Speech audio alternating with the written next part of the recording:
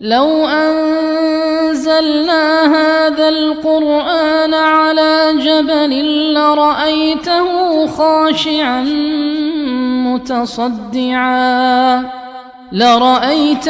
خاشعا متصدعا من خشية الله.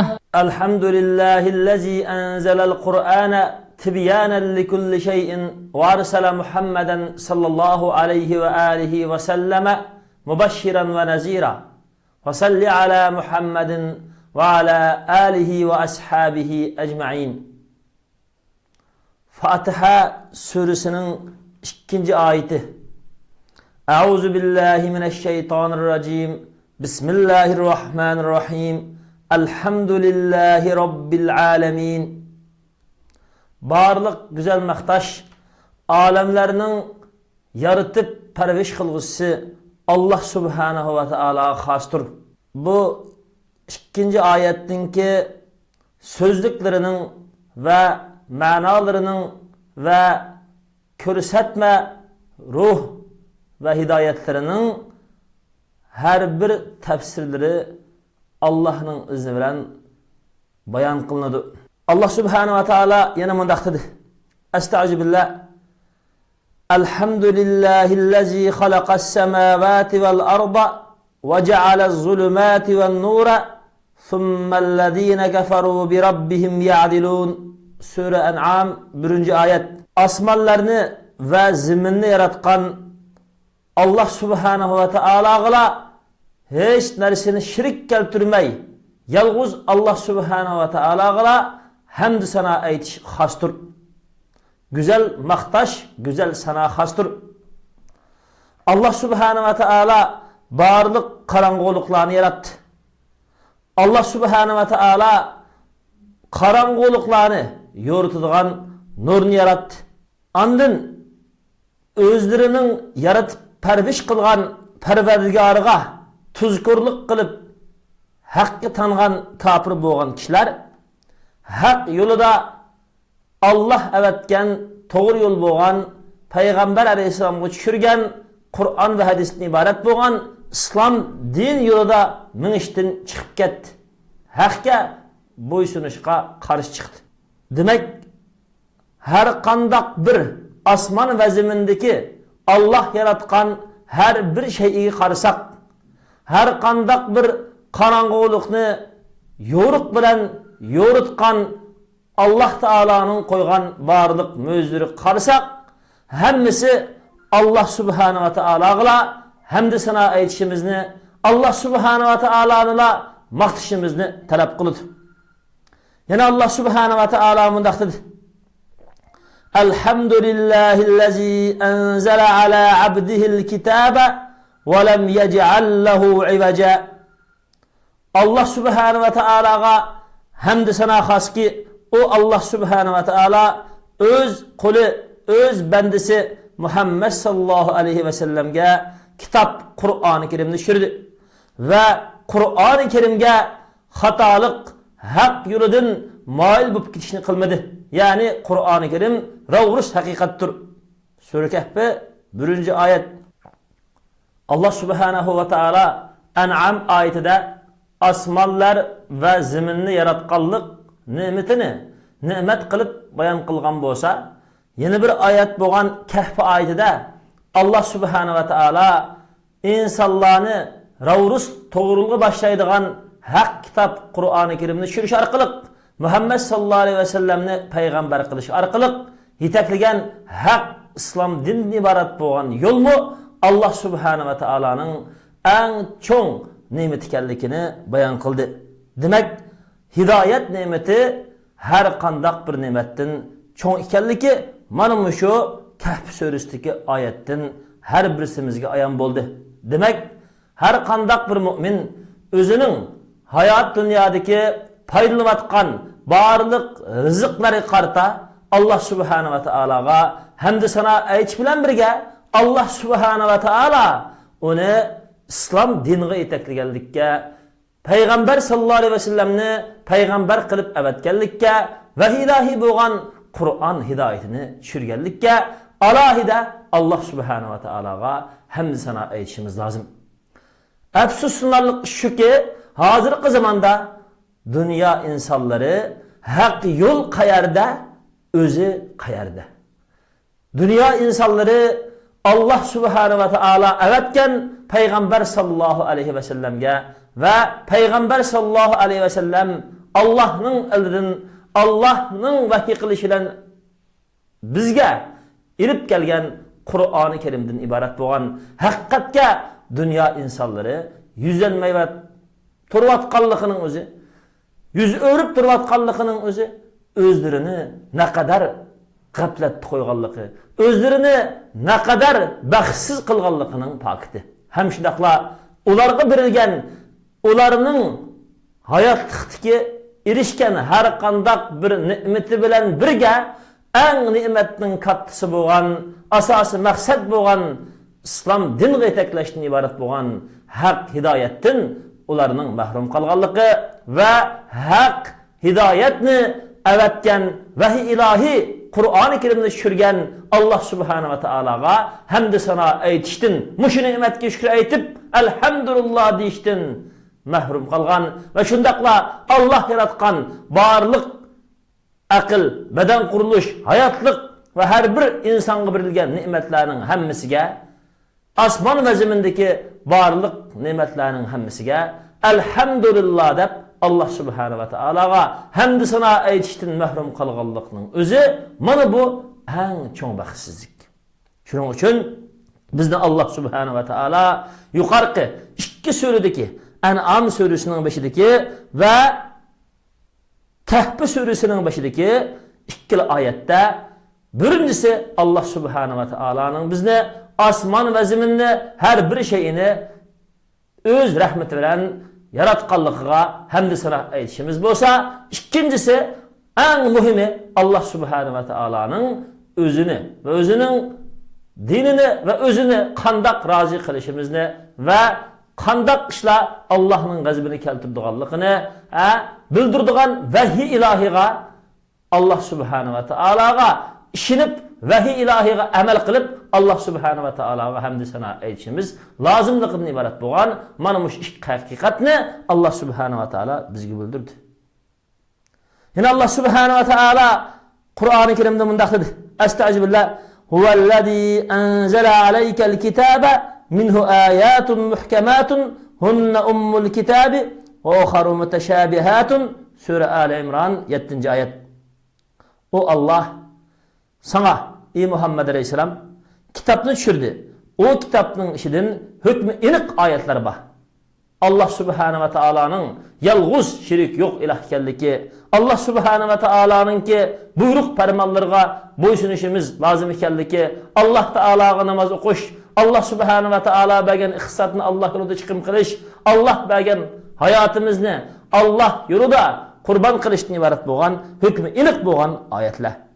Allah subhanahu wa ta'ala'nın nimetiga tuzkurluk kılgan kapırlarını ve küfürlükni öşkürüş ve Allah subhanahu wa ta'ala karşılık kılış, asilik kılışını öşkürüşten ibaret boğan, hükmü inik boğan ayetler.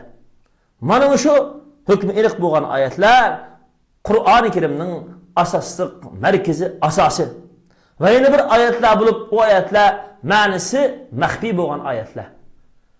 Dep Allah subhanahu wa ta'ala mana bizge Kur'an-ı Kerim'nin Ali İmran suresinin 7. ayetinde bizge berilgen en mühim nimettin birisi Kur'an-ı Kerim ikenlikini, muş Kur'an-ı Kerim'ni berilgenlik üçün biz Muhammed ümmeti Allah subhanahu wa ta'alaga Kur'an-ı Kerim'ge emel kılış bilen Allah subhanahu wa ta'alaga en kattık zikri tesbih hamd sana ve teşekkür eyleş bilen elhamdülillah deyişimiz bilen elhamdülillah dep namaz okuş bilen elhamdülillah dep her kandak bir vaktimizde Allah subhanahu wa ta'ala'nın bizi gösterken İslam dinine amel kılışımız bilen Allah subhanahu wa ta'ala şükür eyleşimizge Allah subhanahu wa ta'ala manumuş ayetler arkalık bizni buyurdu.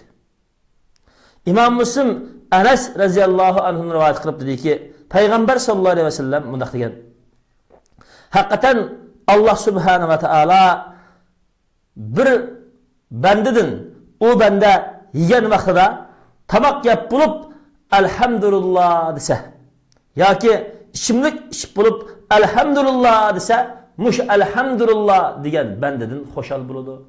Bendedin onun gıdagen nimetige razı buludu dedi. Şunun için her kandak bir Müslüman, her kandak bir insan, her kandak bir oğul kız ve her kandak bir sebi bir tamakını yap. O tamak bilen koşku toygan vaqtida onu biladigan her kandak bir mümin, her kandak aklı bar bir kişi nima deyish kerakkan? Elhamdülillah deyish kerak. Şuna özümüzge, evladımızga, ailemizge kichikidin tatip, o'smirligidan tatip Allah subhanahu va taologa teşekkür bildirishni, Allah subhanahu va taologa hamd sana aytishni, Allah subhanahu va taologa Allah bergan rizqqa shukr aytib, Allah bergan rizqda Allah uchunla ibodat qilishni va har qanday bir yegan ishgan vaqtimizda Allah taologa hamd sana aytishimizni, elhamdülillah deyishimizni bizga Peygamber sallallahu aleyhi ve sellem muş hadis arqılı o'rgatdi. Hozir qaysi bir jamiyat, qaysi bir dünya, qaysi bir xalqarada bo'lsin, dinsizlashtirish yoki xristianlashtirish yo yahudlashtirish yoki moddizmcha har qanday bir dindan, aqidadan ayrılgan bir yo'lga insanlarni azdırış maksat kılgan cemiyette. Bulup bu Şarkı Türkistan mazlum Müslümanlara okşaş Xitay komünistlerinin Müslümanlarını dinsizlaştırış, ularını özününki ahlakıdın, dinidin, özünün doğru boğan hak tevhid itikadının ayrışı maksat kılgan şundak cemiyette daim Müslümanlara, insanlara ügütülüdüğünü özgü çoğun tartış. Allah subhanahu ve taolaga Allah bergen nimetlerge şükür etmezsik. Her türlük yalgan ilahlarga yoki her türlük özünü ilah kılıp algan zalimlarga maqtaş ve onlarga şükür etişini gütüş. Mana bu hazırki zamandaki moda bulup atkan mümin Müslümanlarını ve insaniyetini azdırıp atkan en yaman azgın yoldan birisi. Ve en azgın yollarınki nemollıqı.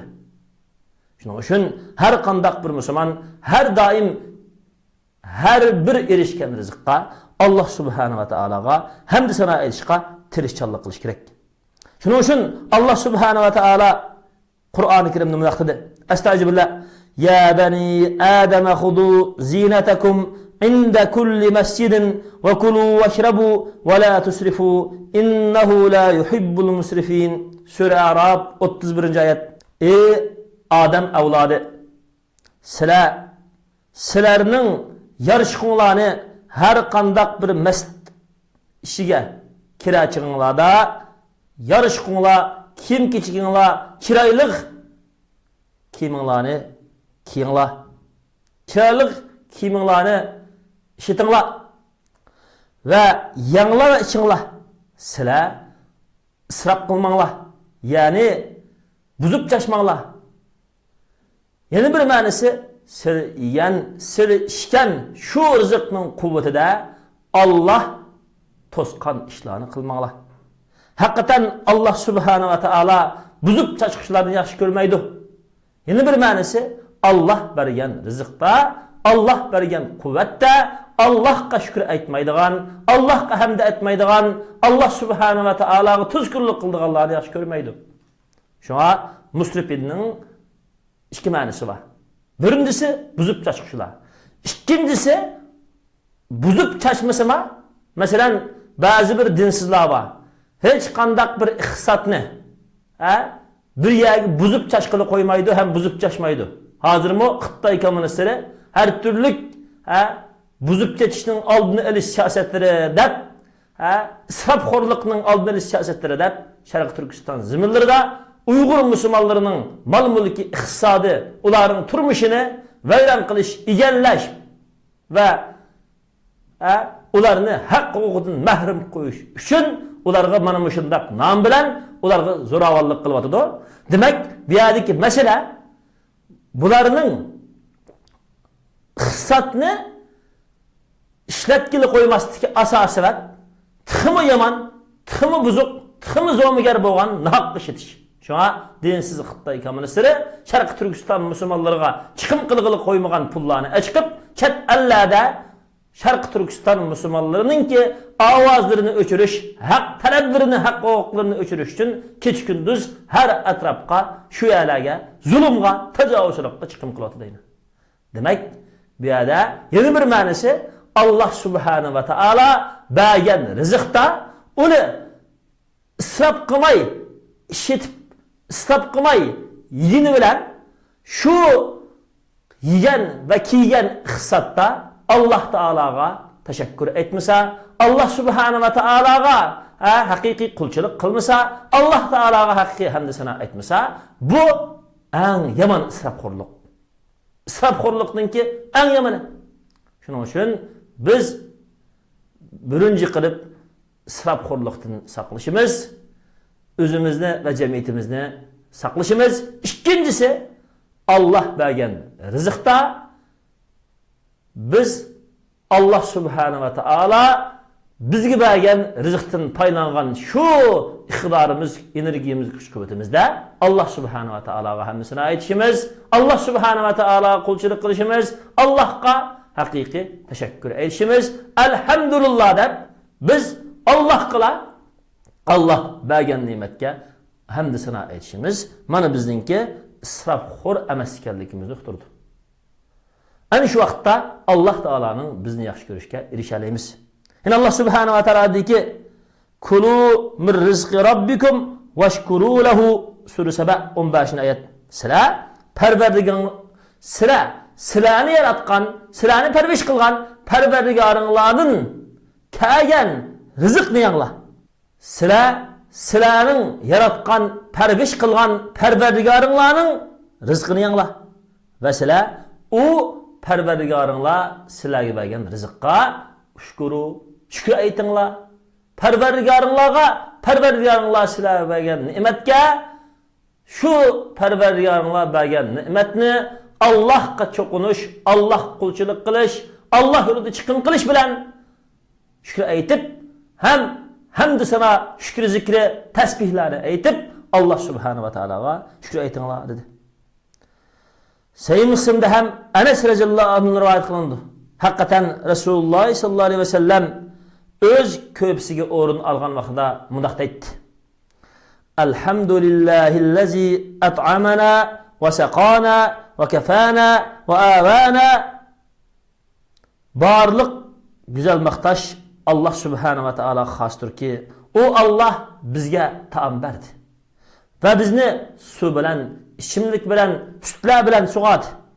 Ve bizga öz rizqi bilan yetarlik kifoya bo'ldi. Va avana va bizga o'rin berdi. Fakam mimman la kafiya lahu va la mu'viyah. To'la insonlardan o insonlarning yetarlik uzuqtiriki, yetarlik ichimligi yo'q. Va o'rin oladigan yatar joyi, makoni yo'q.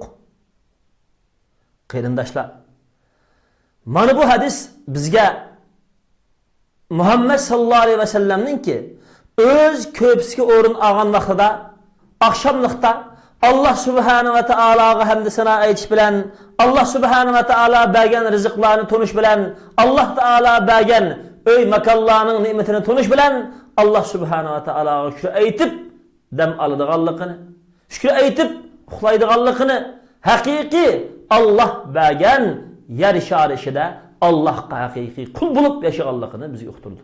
Hem shundaqla haqiqiy Allah Subhanahu ve Taala bergan mush rizqlarga har kuni kechda Allohga shukr aytishimiz lozimligini ham uqtirdi. Nima uchun desa, nurg'un insonlar bor, nurg'un dunyoda kishilar bor. Biz to'q yeb, to'q ichib, salomat kiyinib yatgan vaqtimizda nurg'un insonlar dunyoda och, yalang'och yatmoqda. Hem her türlü axborotda, torlarda, medialarda, amaliy bo'lgan hem ikrarlarda bularning aç yalang'och qilayotganligini ko'ramiz. Hamshaqlar eng muhimi öy, makan ne'mati. Nurg'unlagan insonlar, nurg'unlagan ojiz kishilar, masalan, Afrika davlatlarida, O'rta Sharq davlatlarida, nurg'unlagan davlatlarda ko'cha, yo'llar, sokaklarda, her türlü dokunmuşlarda yetivatkallıkını görürüz. Öyle yok, kirdigan makalları yok, kirdigan hiç kandak sarayları, ya öyleri, ya konudigan yerleri yok. Yollarda yetivatkallıkını daim görürüz. Ve şundakla kâp tikip, kumluklarda, her türlü saylıklarda ve her kandak bir cayladı ki hali yerlerde yetivatkallıkını görürüz. Hemşiraklar dünyada nurgun Müslümanlarınki mesela hazırki devrede Suriye Müslümanlarının nurgun Müslümanlarınki uruş apti, uruş otu işidin kaçkallıkta ettin her etraflarda öy makansız turvatkallıklarını görürüz. Birinci kılıp mana şundak öy makansız kalganlarga yardım kılış, onlarga küyünüş, onlarga özümüz kiygen, özümüz yiyen, özümüz işkenli keygüzüş, işküzüş, keygüzüş ve şundakla yigüzüş ve onlarga orun makan bir işke ahmet bir işlem birge özümüzde beden sağlamlığı, öyünün salametliki, öyünün saqlıqı ve kim geçimizin yaxşı ikenliki, yemek işimlikimizdinki ve uzuqimizdinki toluq ikenlikidin her günüsü Allah Subhanahu wa Ta'alaga hamd sana aytishimiz, Allah Subhanahu wa Ta'ala'nın kılgan nimetini tunuşimiz bizning üstümüzdeki mecburiyet. Şunun için insanga berilgan nimetlarninki eng kattalarından birisi Allah Subhanahu wa Ta'alaga hamd sana aytishni lazım tutgan eng katta nimetlardan birisi insandaki sağlamlık nimeti. Çünkü sak vaktimizde Allah Subhanahu wa Ta'alaga hamd sana aytmasak bu sağlamlığımız, bu hayatımız bizde davamlıq durmaydı. Biz Allah bizge bergen muş hayatımızda, muş sağlamlığımızda Allah'ın nimetine cahit tutup Allah'a elhamdülillah dep hamd sana aytip Allah Ta'ala'ga zikre aytip Allah bizni buyurgan işlağa ehmiyet bersek biz muş hayatımızı mengu tügümeydigan ahiret hayatıga tigişken bulumuz. Eğer onda kılmasak bizning bu hayatımız kun ötüp, yıl ötüp yaşlağa qiyrilik keladi. Qiyrilağa acizlik keladi. Şundaq qilib dünyadan her türlük havadisatlar bilen yoki tuyuqsiz o'limlar yoki sillar bilen dünyadan ketib qolamiz. Amma bizninki şu fursatni g'animat bilmagan şu vaqtlarimiz biz uchun oxiratda Allah'ın oldida hisobatga, Allah'ın oldida bizni başkaları bermegen her türlük sağlamlık nimetlerini, her türlük hayat ve turmuş nimetlerini bergen şu nimetke şükür etmağanlığımız için Allah oldida hisobatga o'tirg'izib qo'ydi. Shuning uchun biz insonlarning eng ajablandig'ini, eng bizga nisbatan ajablanarli ishi bizning ko'pincha saq turib ba'zi kasal bo'lib qolishimiz. Asli bizninki saq turishimiz ajablanarli emas. Kasal bo'lib qolmasligimiz. Allah bizga sağlamlıkni uzun bir işi, kasalni az qilishimi mana bu ajablanarli ishlarning birisi. Agar Allah Subhanahu wa Ta'ala insonlarga bergan mush sağlamlıkni, mush insonlar masalan 60 yıl ömür ko'rdiganlar va 90 yıl ömür ko'rdiganlar va 40 yıl 30 yıl ömür ko'rdiganlar va mushu ömür ishida Allah Subhanahu wa Ta'ala insanның beden qurilishlerini, insanның her bir hücre organlarini biz hozirgi zamandagi eng dangliq deb ishlatayotgan mashina, aeroplan ve her qandaq bir zamonaviy bo'lgan uskunlar, kompyuter, telefonlar o'xshash, yetdik amaldan qoldiriladigan, yetdik asara atiqqa aylanib qoladigan, yetdik o'zining rolini yo'qitib qo'ygan bo'lsa, hozirgi dunyodagi hamma taraqqiyat organları, hem sağlamlık organları, hem doktorlar daim insanların beden kuruluş azalarını, insanların içki taşkı azalarını almashtırış ve almashtırışka işlep çıkarış bilen bulup gidişi mümkün edi.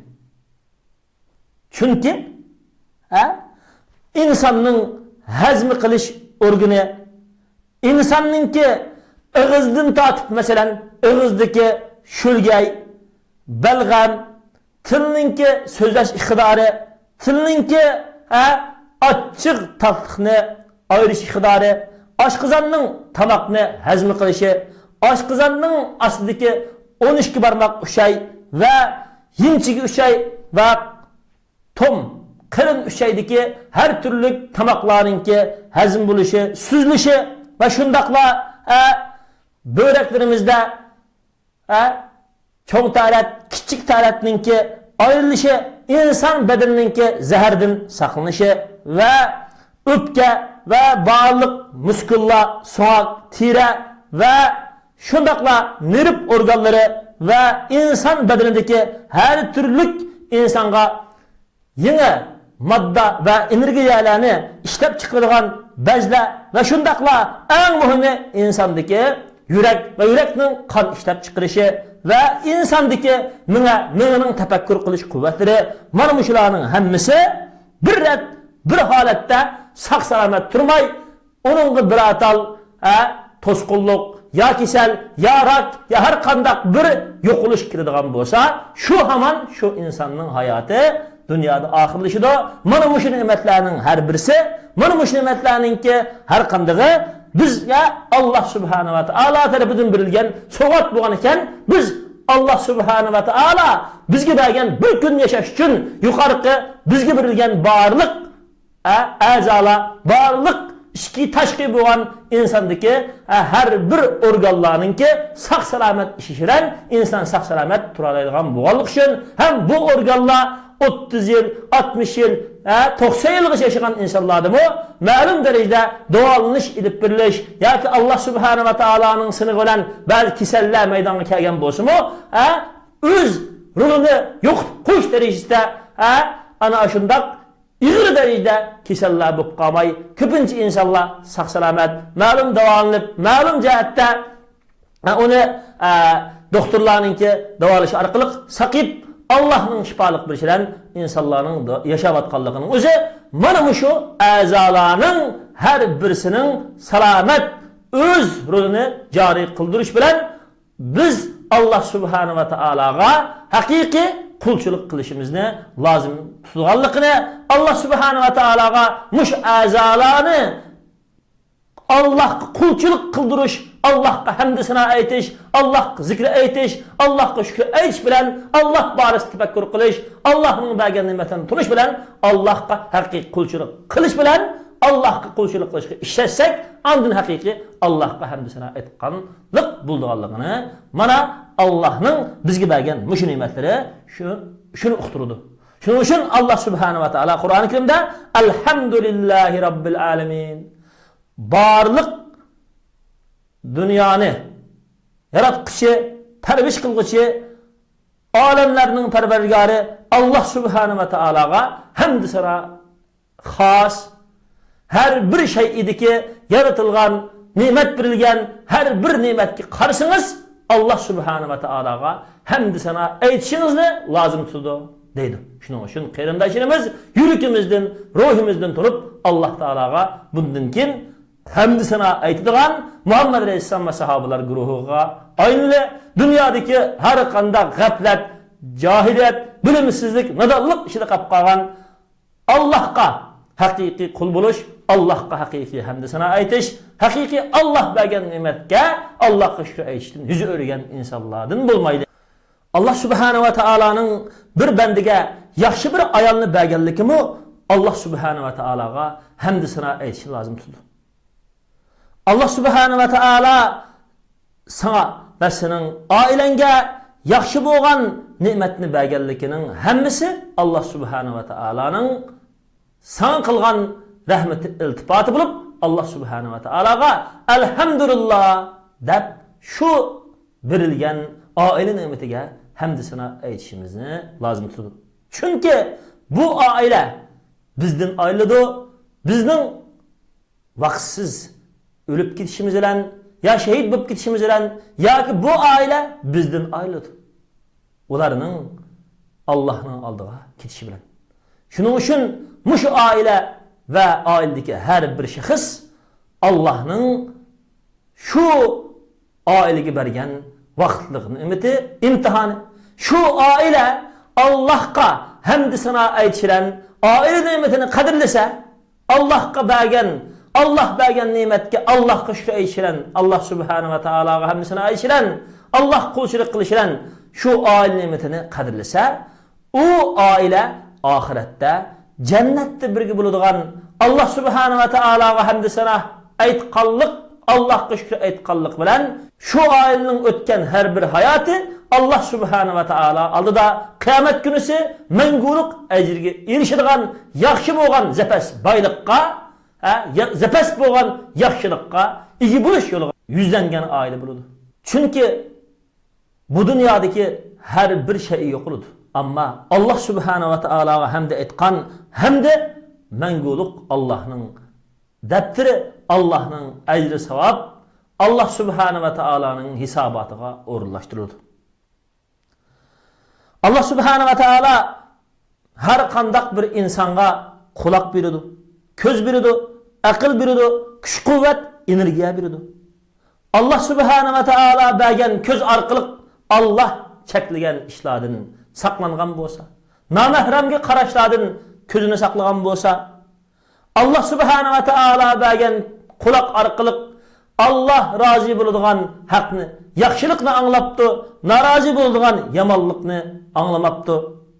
Allah subhanahu ve taala bergen til arqılık hakkını sözlepti, nahakını ve her kandak bir günah masiyet bulduğun gep sözlerini, hasadxorluk, g'aybet şikayet, gep düşüş, fitne fasad, töhmet xorlukını kılmaptı. Mana bu şu Allah subhanahu ve taalaga Allah bergen muşu azalarga haqiqiy shukr aytgan bo'ldi.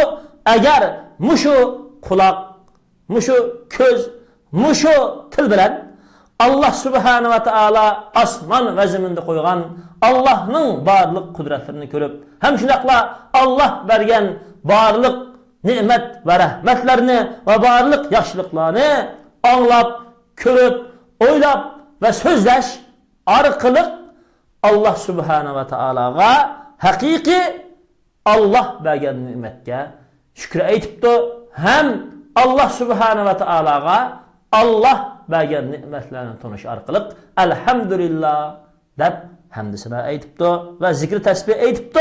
Allah'ın sözü Kur'an-ı Kerim'ni yadlaptı. Allah'ın sözü Kur'an-ı Kerim'nin hüküm nurlarını dünyaya çeçipti. Allah subhanahu ve taala'nın peygamberi sallallahu aleyhi ve sellem'nin ulu hadislerini yadlaptı. Onu dünya insanlarına ügütüptü ve çeçipti. Ve onun özü amel kıptı.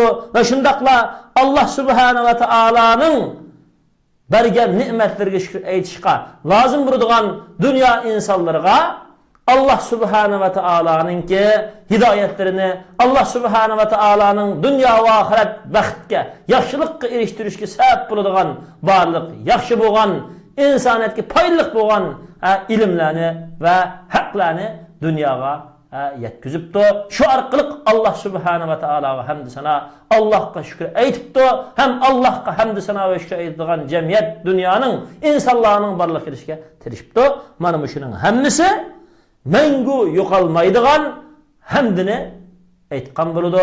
Mengu yo'qolmaydigan, mengu Allohning oldida ajri azim bo'lib saqlanib turadigan, doim Allah subhanahu va taala ularga o'zininki menguluk cennetini berish va qilgan yaxshiligini avtib ko'paytib berishidan hasrat yaxshilik ziyoda qilib turadigan Allah subhanahu va taolaning rizolik yo'liga mangan bo'ladi. Ibn Majah Anasdan rivoyat qilib Anas radhiyallohu anhu rivoyat qilib bundaq dedi. Payg'ambar sallallohu alayhi vasallam bundaq degan: "Ma an'amallohu ta'ala ala 'abdin ni'matan faqala alhamdulillah illa kana allazi u'tiya afdalu mimma akhazah." Allah subhanahu wa ta'ala bir bandiga bir ne'matni bergan bo'lsa, ondan o banda alhamdulillah degan bo'lsa, Alloh subhanahu va taolo bir bandiga qachon bir ne'matni bersa, o banda alhamdulillah desa, ya'ni Alloh bergan ne'matga Allohga hamd sano aytaman, Allohga shukr aytaman, Allohga mushu Alloh bergan ne'matga Alloh qulchilik qilaman, Allohning men qilgan yaxshiligini tunayman desa, mana mushu o bandiga Alloh subhanahu va taolo alhamdulillah deyishni o bandiga Alloh taoloning qalbiga sab bergan mushu ne'mati o banda erishgan har qanday dunyolik ne'matdan yaxshi dedi. Demak, masalan, bir banda 10 millionlik yoki 5 millionlik bir ne'matga erishibdi. Yoki 3-4 millionlik cho'ng bir oliy imoratga erishibdi.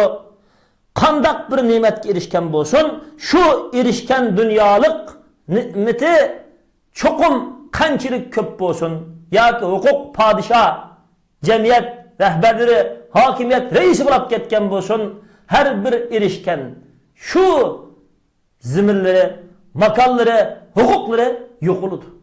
Faqat u bandaning Alloh subhanahu va taologa agar mu'min musulmon bo'lib Allohga hamd sano aytgan bo'lsa, haqiqiy tashakkurchi, haqiqiy haqni tunug'uchi musulmon bo'lib Allohga Alloh bergan ne'matga hamd sano aytib, Alloh taolo uchun Alloh bergan ne'matni haqiqiy Alloh rizoligi uchun ishlatgan bo'lsa, Allohningki shu ne'matlardagi haqqini to'lg'an bo'lsa, mana shu bandaning alhamdulillah deb Alloh bergan ne'matning haqqini to'lg'anligi va haqni va ne'matni Alloh taolo rizoligi uchun ishlatganligining o'zi mushu Allohning u bandiga shu huquq, hokimiyat yoki makonlarni bergandan cho'ng bo'lgan ne'mat.